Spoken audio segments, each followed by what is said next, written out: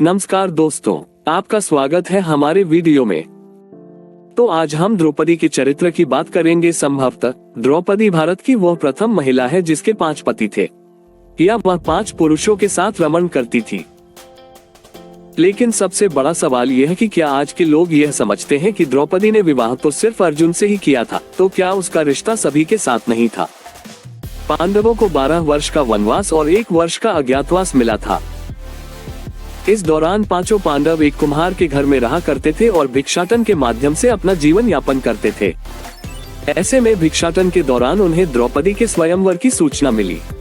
एक यंत्र में बड़ी सी मछली घूम रही थी।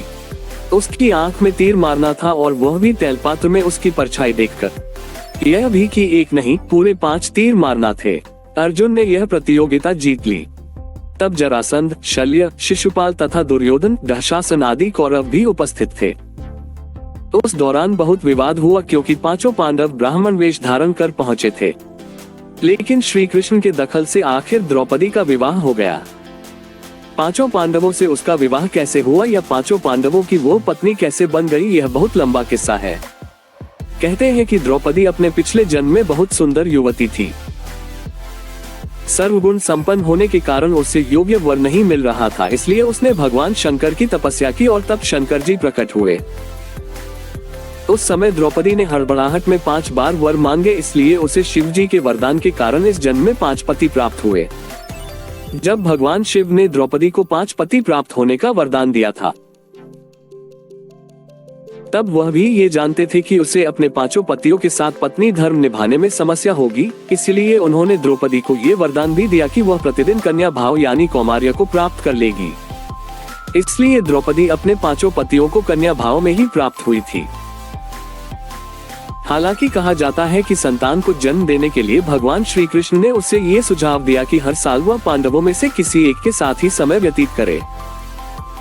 साथ ही जिस समय वह अपने कक्ष में किसी एक पांडव के साथ हो तो उनके कक्ष में कोई और पांडव प्रवेश न करे।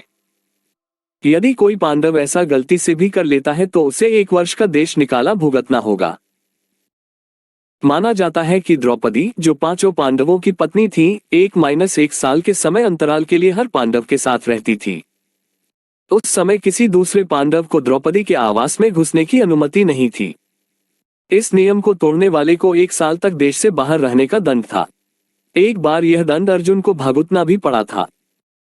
अर्जुन और द्रौपदी की 1 वर्ष की अवधि अभी समाप्त हुई थी और द्रौपदी युधिष्ठिर के साथ का 1 वर्ष का समय शुरू हुआ था।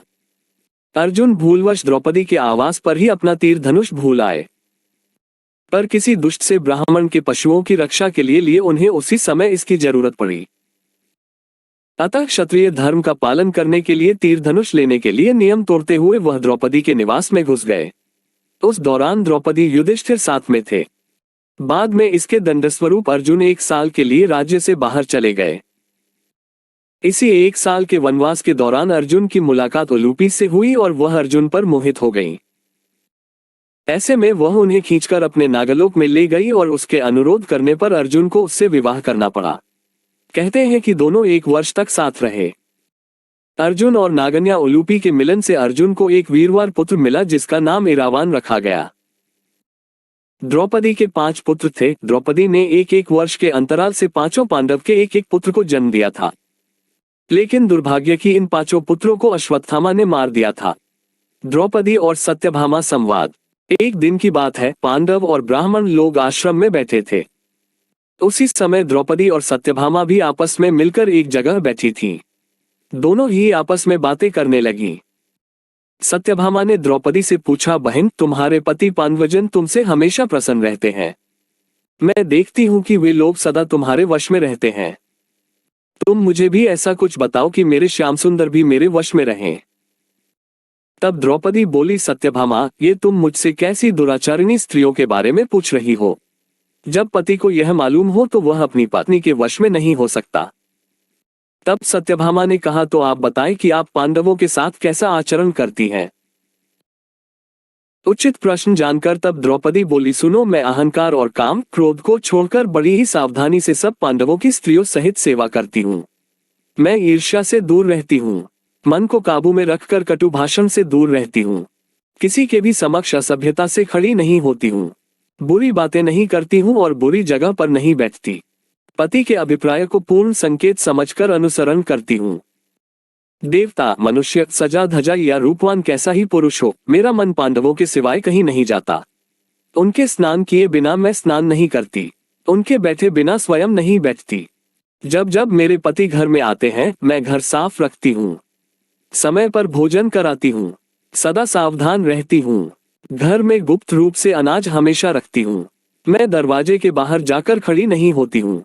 पतिदेव के बिना अकेले रहना मुझे पसंद नहीं। साथ ही सास ने मुझे जो धर्म बताए हैं, मैं सभी का पालन करती हूँ।